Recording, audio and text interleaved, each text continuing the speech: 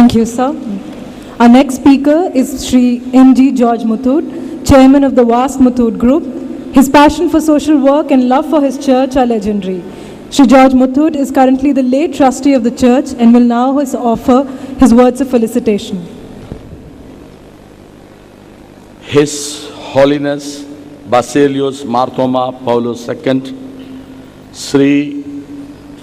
Srimati Sheila Dixit, Most Honorable Chief Minister of Delhi, Sri Shishil Kumar Shinde, Honorable Central Minister, Sri K.V. Thomas, Minister of State, Government of India, His Grace Dr. Matthews Mar Severius, Metropolitan, Kandanad Diocese, His Grace Dr. Yuhanon Mar Demetrios, Bishop, Metropolitan of Delhi, His Grace Vincent Concesso, Archbishop of Delhi Catholic Church, Sri Wajahat Habibullah, Chairman Minority Commission, Dr. K.M. George, Principal, Seminary, Orthodox Church, Kottayam, Very Reverend Skaria Ramban, His Grace Dr. Joseph Mar Divanyasios of our Calcutta Diocese, His Grace Salvatore Apostolic Nuncio, and Father Gian Franco from Vatican Embassy, VIP guests gathered here. I am given only little time, so I don't want to mention all names, but I will be failing my duty if I don't mention Mr. V. George and all the IAS officers, all the IPS officers, Reverend Fathers, Rambans, all the distinguished guests gathered here for a great event of the Orthodox Church in New Delhi. I know that you cannot hear me. Can you hear me? Now you can hear. Okay. I think there was a problem with the mic earlier and we were not hearing anything here. Acha, is it improved now? Okay. Thank you. I want to take the main purpose of this meeting today to all of you, remind you that we are thanking God for 2000 years of existence of our church in our country and going towards our third millennium, which is our main aim of this meeting. My dear friends from different religions, different caste or different denominations of the Christianity, I would love to take you in few minutes the great adventure as well as problems our church faced in 2000 years.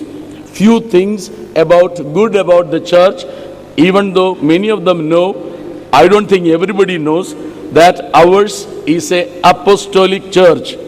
Apostolicum Slaihigum. And we started the church, or we had the great fortune to start the church in the 1st century. Christianity started all around the world, and the Indian Orthodox Church also started in the 1st century, 52 AD, as they mentioned about St. Thomas. I am not going into that. Third thing or fourth thing about this is our church is autocephalous. I don't know any church in India has autocephalosy. In Malayalam we say Soya Sirshagatham. Talayum, Valum, Ellam, Uri Rajyathulla, Uru Sabhayana, Nammade Sabha. All other church may not be able to say. We are part of the world Orthodox churches. We are part of the world Oriental Orthodox Church. We are a more important or very important group in the Oriental Church, that is Malankara Orthodox Church, known as Indian Orthodox Church. My friend was struggling to say the Malankara Orthodox and all. Habibullah ji, we can say in nutshell, Indian Orthodox Church. Churches are only three. Orthodox Church of the world, Roman Catholic and Protestant. Every small, big denomination has to fall in these three. So we fall in the Orthodox Christianity. Shindeji, I know you know all these things, but I am giving some information. And Madam Sheila Dixit knows all about this. Now, this important church, which is the Indian Orthodox Church according to us, almost all the Christian denomination in Kerala came from one mother church, whether you like it or not, Orthodox Church. 1498, Father K.M. George said, a milestone happened, 1498, Vasco da Gama, the first Roman Catholic to come to India. We respect him. But the church made a turn at that time, and many of our flocks went to that side. The second happened in 1653, a milestone. What is that? Kunam Kurisha Satyam. That was the oath taken in 1653 against the foreign domination. And that was very important for our church. And that was the first revolt, much before Indian 1857 Sipai Mutiny was the first among for the foreign occupation of the country was 1857, and we has done much before that a struggle for independence and autosufficiency. The next change happened was in the year of 1630 when the CSI Church went away from us, and 1850 the Marthoma Church went away, and the wreath went in 1930. I am not complaining. I am only telling the history. I don't feel shy to tell the history. And this church, my point is, faced a lot of struggle. All our bishops, all our holy fathers struggled for existence in our church, and finally the church has reached, with the grace of God, the third millennium. I thank my God. I thank God Almighty for our church, which was carried to the third millennium. Today we are here primarily for that. Friends, I don't want to go into many more details. I would have loved to do that. But my Hindu friends, I want to say one word to my Hindu friends. The indigenous church of Indian Orthodox Church in Kerala, Malankara Orthodox, took away, madam, beautiful customs of Hindus. One is the rasa which conduct in the Perinal, that is this thing, like Hindus. We have Kodimaram, that is flag, this thing, like Hindu temples. We have Kal Kurisha, that is the Kal means the stone which you see in a temple and a stone in a church, exactly same. We have the Thali. Madam, I have told you earlier also, we marry our ladies with the same Thali of the Hindu custom, to be precise, Nambudiri custom. We have taken Mandragodi, that is a sari. We still have it.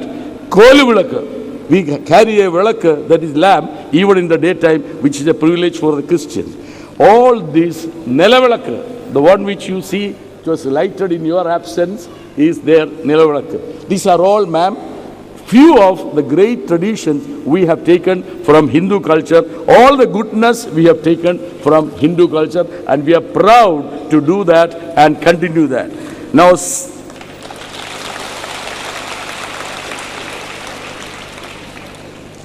the next point is the most important point also. It is an occasion of great joy to welcome His Holiness Bava Tirumeni towards Delhi, which is the first visit of His Holiness in this place. We are gathered to give a tremendous amount of love, affection, respect to His Holiness, who is the supreme head of Indian Orthodox Church. And I am very, very glad that we are assembled here.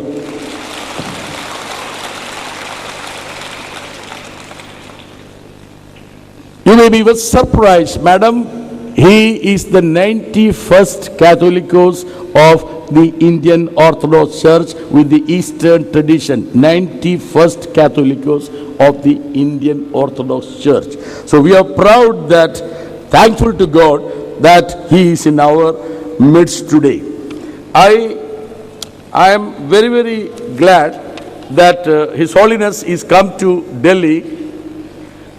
And the Delhi Diocese, I see Reverend Fathers from various parts of Delhi Diocese, which is a prestigious diocese of the Indian Orthodox Church, consisting of many important states of North India, as well as some churches abroad like UAE, etc., which makes this diocese very important. I am definitely submitting all my felicitation to His Holiness on behalf of this diocese.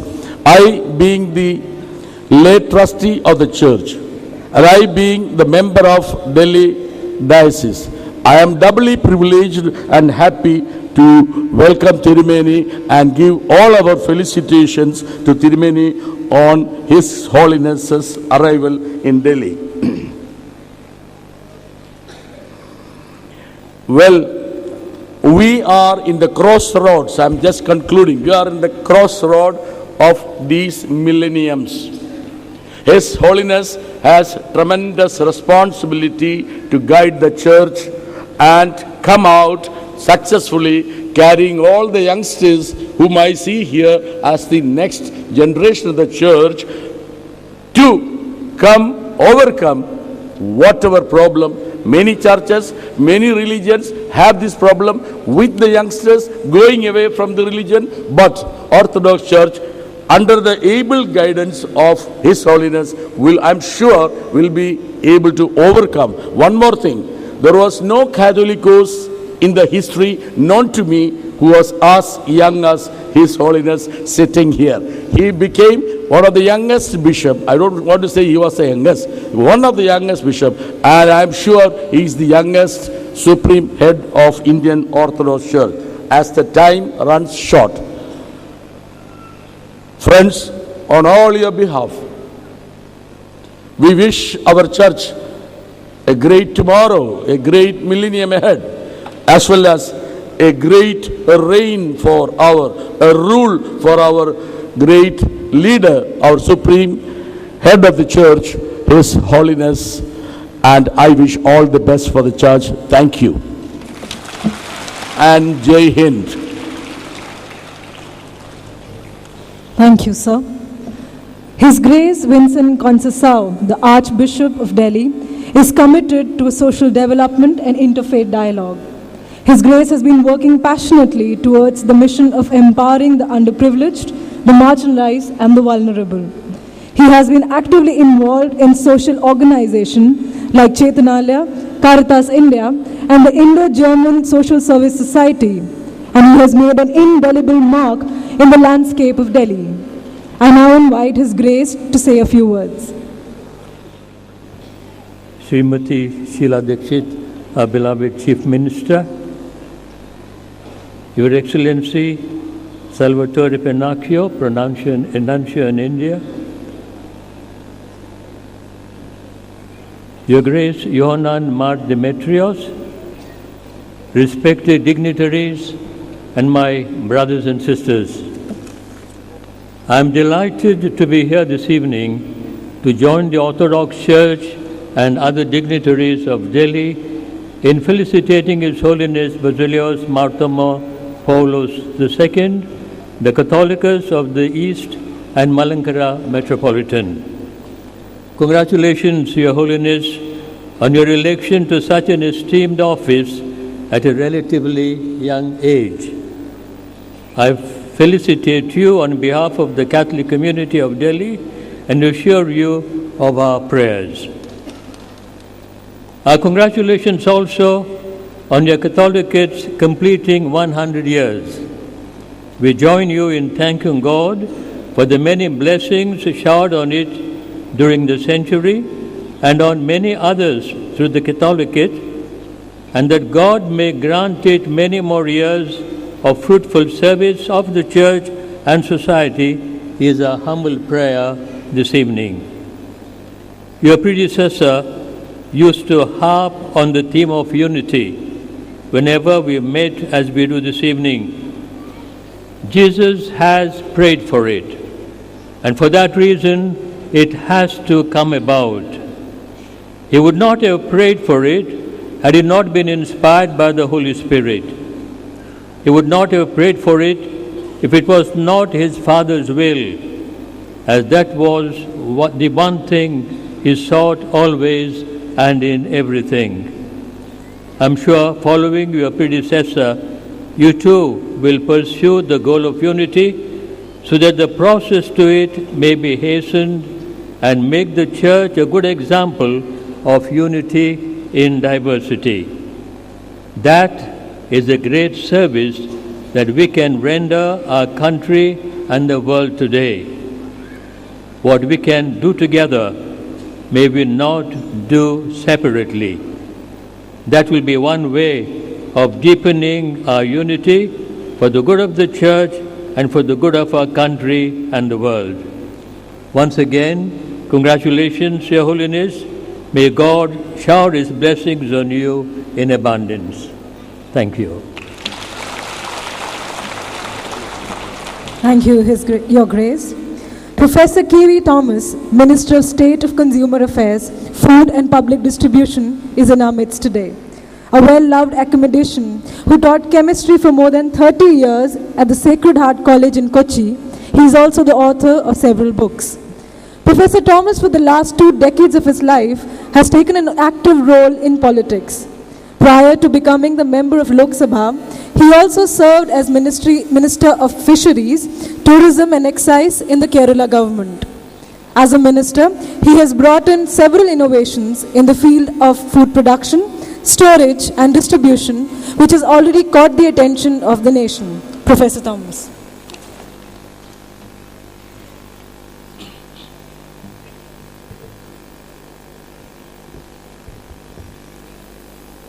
Your Holiness, Baselios Marthoma Paulose II, Sri Sushil Kumar Shinde, Honorable Minister of Power, Srimati Sheila Dikshit, Honorable Chief Minister of Delhi, His Excellency Apostolic Nuncio, His Grace Dr. Matthews Mar Severios, Sri M.G. George Muthoot, His Grace Vincent Consaso, Sri Wajahat Habibullah, Chairperson, National Commission for Minorities, Reverend Dr. Father K.M. George, His Grace Dr. Yuennon Mar Demetrios,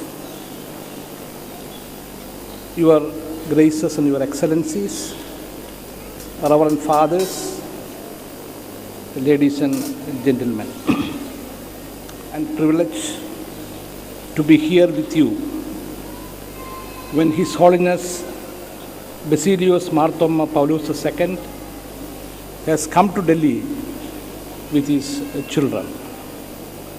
When the Church invited me to this function, I readily accepted it because of my deep friendship and long relationship with the members of the Indian Orthodox community and the Church. Traditionally, the St. Thomas Christians have been an integral part of the rich culture of Kerala and have tremendous cultural and historical resources to share. The church and its members have also been an integral part of the country and the national capital, and along with other minority communities, continue to play a crucial role in nation building. Its members have played a key role in the political, administrative, business, and social leadership of the nation over the years. Its members have also been a very vibrant community overseas, contributing not only to the economic welfare of Kerala and the country. The church is an example of a community that maintains its cultural and religious identity and that freely participates in the important secular dialogue of the 21st century. The Christian community has been an active partner in defining the status of the minorities in the country and for creating the notion of a secular state that maintains its moral principles and purpose. The Orthodox Church, in the tradition of the Christian communities in the country, have made deep contribution in schooling and other educational activities, thus underpinning the basic fact that through education we can fundamentally transform the society we live in. I am very happy that within a very short period of time, His Holiness has made deep impact on the church with renewal, new vision. My best wishes to all my friends in the Orthodox community in Delhi. Thank you. Thank you, sir. The choir will now render the song As We Gather.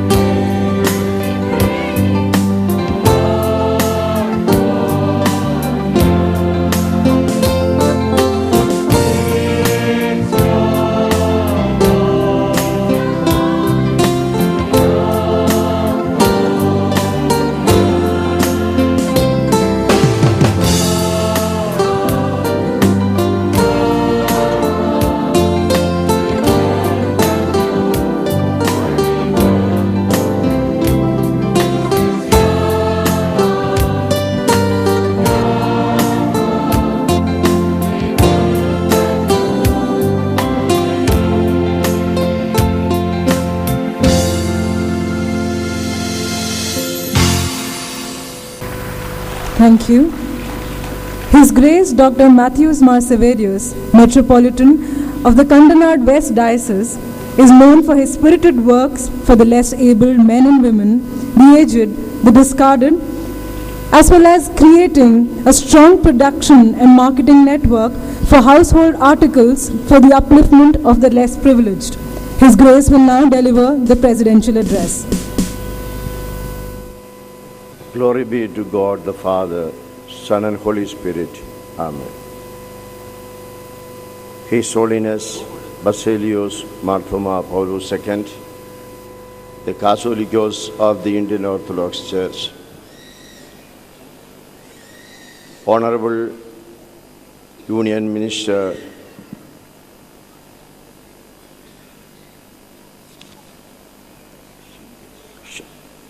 Sushil Kumar Shinde, Chief Minister of Delhi Srimati Sheila Dikshit,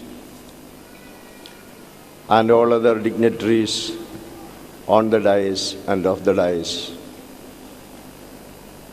our beloved brothers and sisters in Jesus Christ.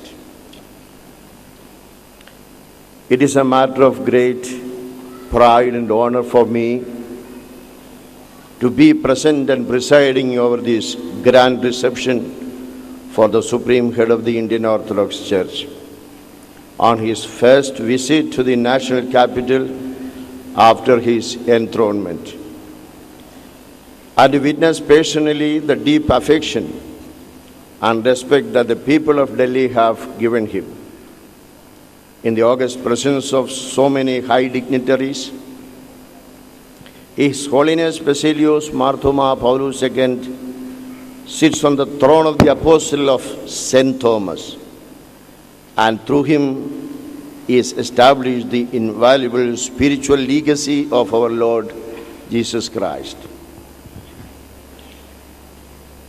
I know personally very well what hardships he had in the Diocese of Kundankulam for the last 25 years. I consider this enthronement to his position of Catholicate as the high responsibility given by God for his hardships for the bright future of the Indian Orthodox Church. Let me ask a little bit about the history of the Catholicate for the benefit of our distinguished guests.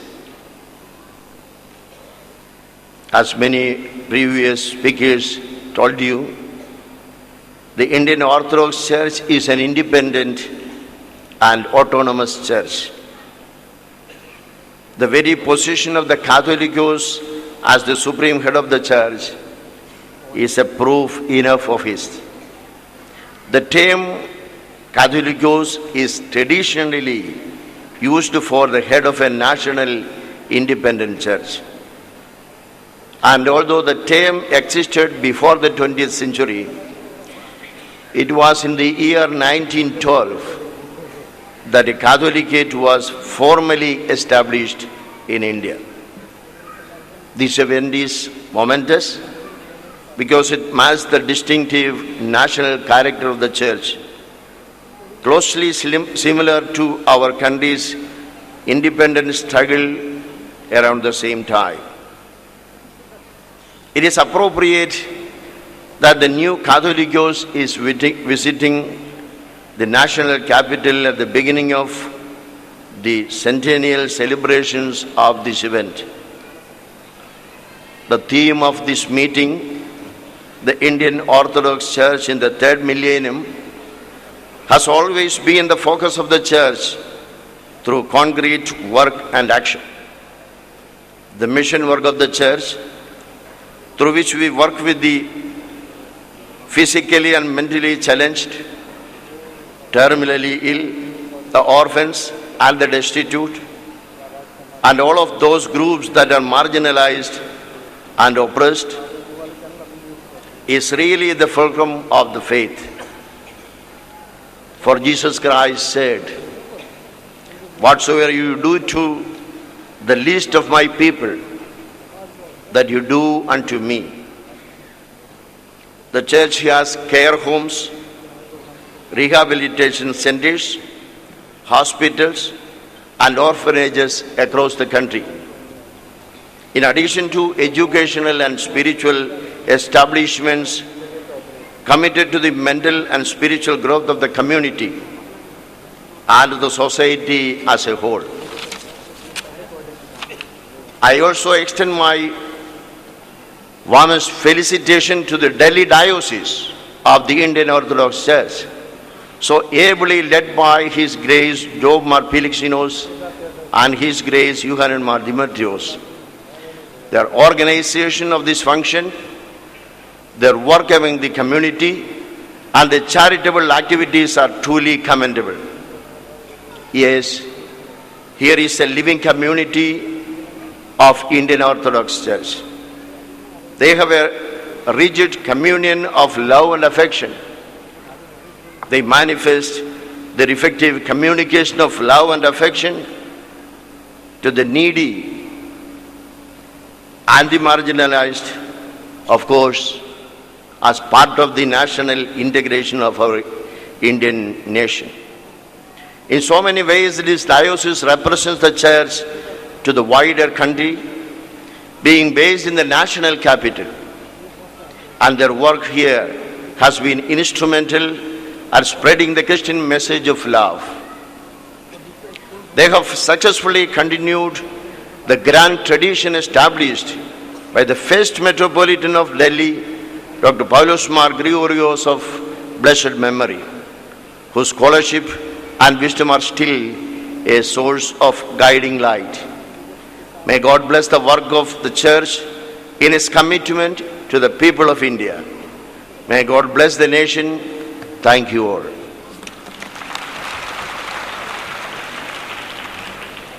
Thank you, Your Grace. We are very honored to have in our midst Shri Sushil Kumar Shinde, the Honorable Minister of Power. Shri Shinde, a lawyer, political thinker, and a social worker, has served the nation as a cabinet minister in the government of Maharashtra for over 2 decades. In 2003, he assumed the charge of the Chief Minister of Maharashtra. For his contribution in the area of parliamentary procedure, he was awarded the National Citizens Award in the years 1993 and 1994. He is also the author of thought-provoking books like Vichar Ved and Vichar Manthan. I now request Shri Shinde to address the gathering.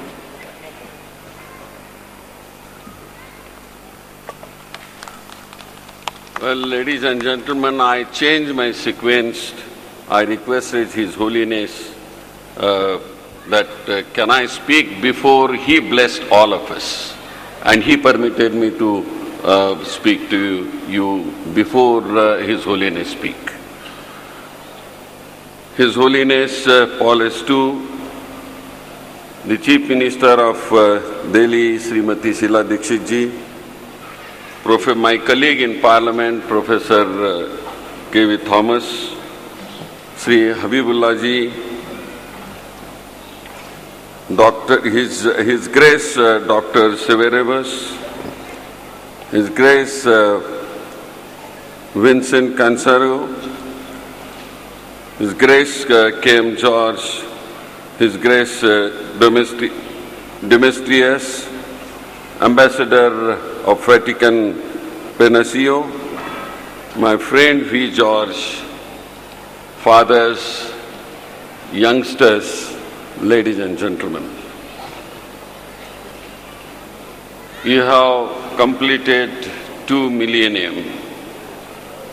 We have entered in 3rd millennium, and the speeches that we are listening, that is giving a more joy, a more confidence in us that the church once upon a time used to rule as we are ruling today. The church was everything. Church was legislative, church was executive, church was carrying judicial powers in mid-century. As the time changes, the philosophy of church also changed. When we came in 18th and 19th century, the people and the church started following the democracy. In many places, they have changed their orthodox system. Your church, Your Holiness, is named Orthodox, but the speeches that we are hearing from your all disciples, that they are totally modern, a new change of the world that you wanted. And I think that is the correct way that the modern democracy requires. At the beginning, when I received my friend Mr. V. George told me that I have to attend this function, I readily accepted this function. Because I have been very keenly watching the Kerala's politics, Kerala's religion, and how a good combination. The Orthodox Church, in the beginning of the function, you chanted the Sanskrit mantra, what else India and Indian culture needs now. I think you have proved you are true Indian, though Your Holiness is looking after total Eastern countries, but you are totally devoted to Indian culture and Indian people. I think today is the greatest day in our life of Mr. Thomas, Srimati Sheila Dikshit ji, and I, that the Indian Constitution, as Mr. Habibullah had said, that is a federal structure. And what we need in the Constitution, that exactly through your philosophy that you are giving to a new modern society of ours, not only in the Kerala, but throughout the Eastern world also. And I think today is the day we are celebrating a young His Holiness, who started his career as a young leader of religious at the age of might be 15, 16, and he started giving religious speeches from the young age. He had seen what India is, he had seen what before the independence, what it was. And today, as the country is progressing, I was just remembering that as we have a utensil to cook our food, and if you cannot galvanize it, the food becomes a poison. So also our thought must be a changing one. And in your orthodox system, though it looks outwardly, but it shows that from the years together, from the 18th century onwards, your all philosophy has been changing, and you have totally stick up to the Indian philosophy and Indian thought. As one of the speaker was telling that what they use in the marriages, Mangal Sutra, what the flag they use in the religious ceremony. You see, culture might be different, but the thought must be one in the modern times of this growing democracy.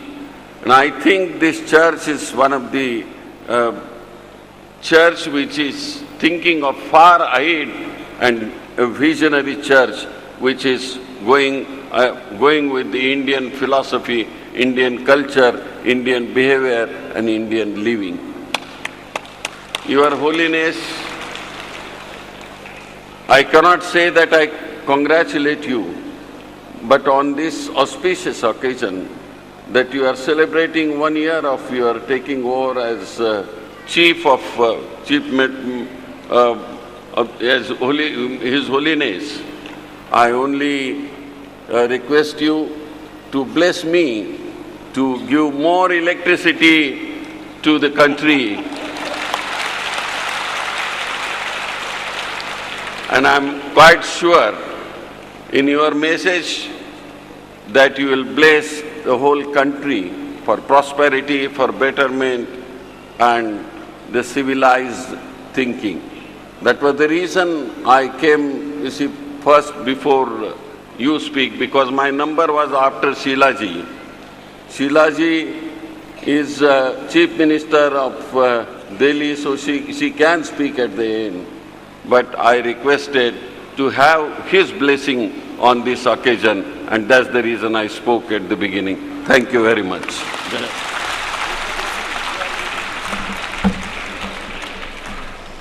Thank you, sir. We are indeed privileged by the visit of His Holiness Baselios Marthoma Paulose II, the 91st Catholicos and the Malankara Metropolitan, to the capital city of Delhi. A life dedicated to piety, prayer, and a man of vision and dedication, he has already endeared himself with all those who come across him with his humble demeanor and a disarming smile. I now request His Holiness to address the gathering. Before the address, on His Holiness's request, we'd have an address by Mrs. Sheila Dikshit instead.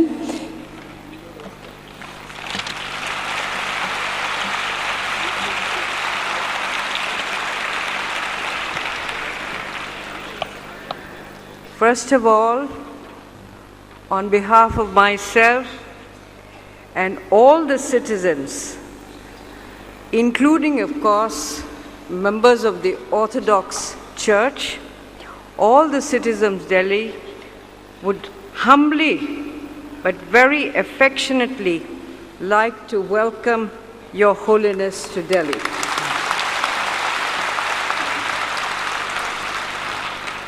Sushil Kumar Shinde ji, Mr. Thomas, all the graces who are sitting with us on the dais, Mr. Mathoot, Mr. Wajahat Habibullah, and all the very distinguished ladies and gentlemen who have come to attend this very historical meeting at a venue which in itself is a historical venue. The Church and its members have been an integral part of our country and continue to be so. Through the several decades that the Orthodox Church has been in Delhi and North India, the impact of their contribution is seen in the political sphere, in the bureaucracy, in community service, in women's empowerment, in education and health care.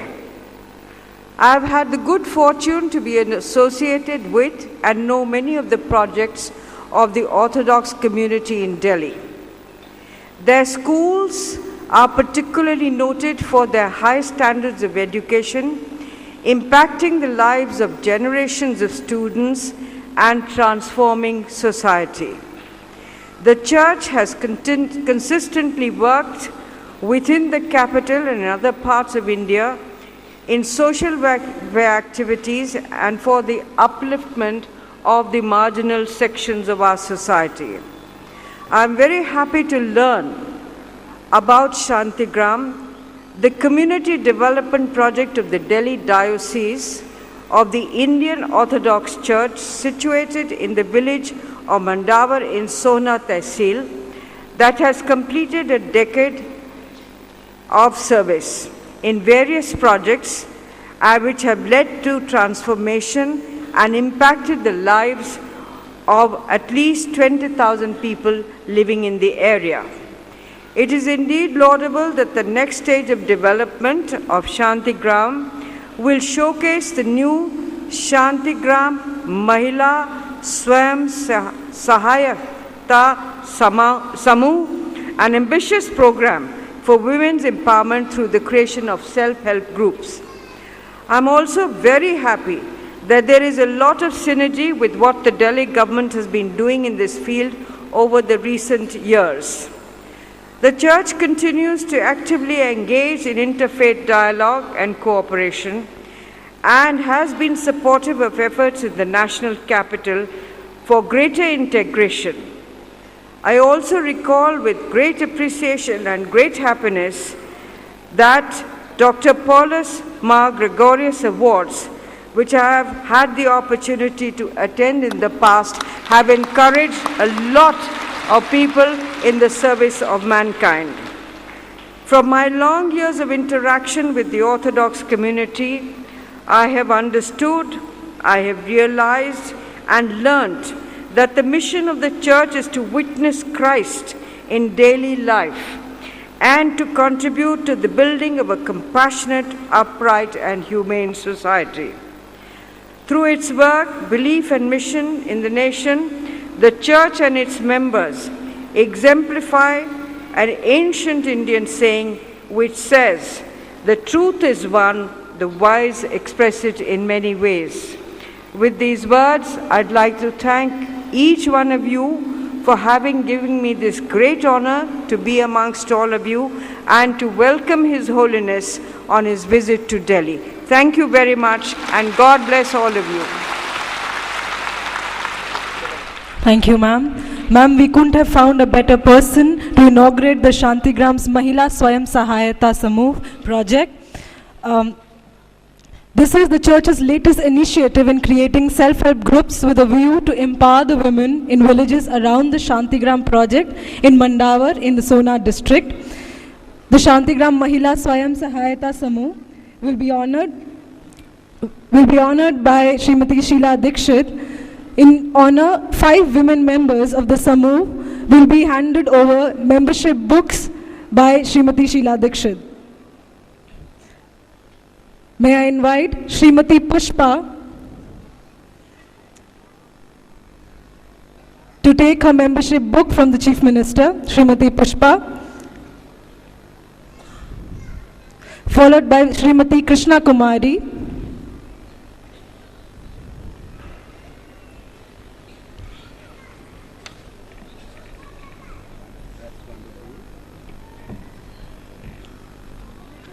ladies and gentlemen, Srimati Pushpa being handed over the membership book by Srimati Sheila Dikshit.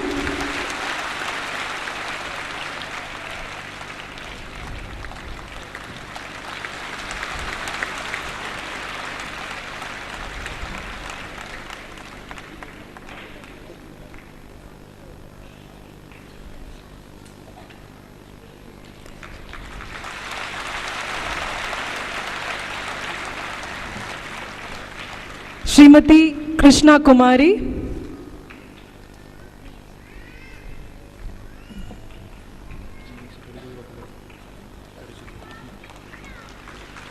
Srimati Sushila,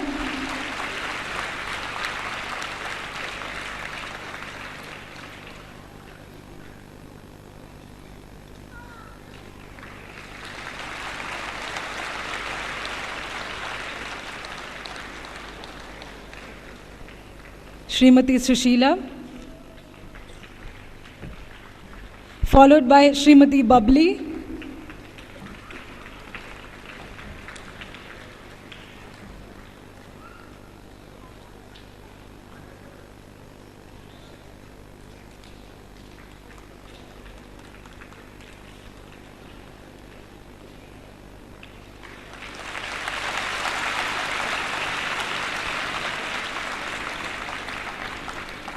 Srimati Babli,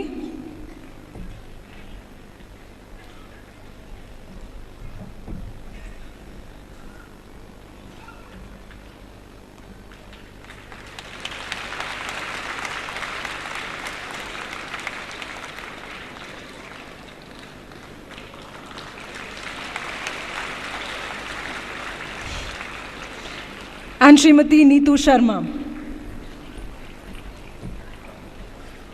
Ladies and gentlemen, these 5 women will be the first women members of the Shantigram Mahila Swayam Sahayata Samuh.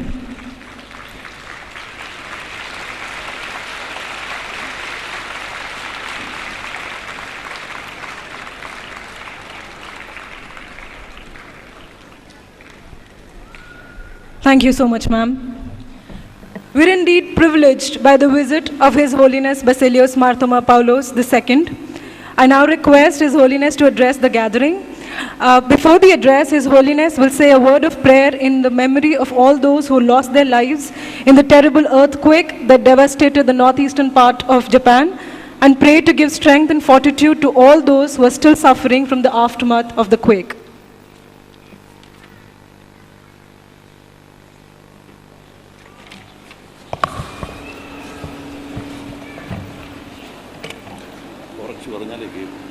Before I begin my short address, I would like to remember and pray earnestly to God for our brethren who have passed away in the recent earthquake and tsunami in Japan and all the region.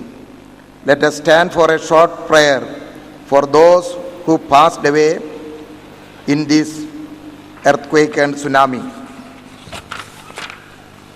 Almighty God, in your love of humankind and providence, you gave us the universe, yet we cannot comprehend the working of the creation that you have made.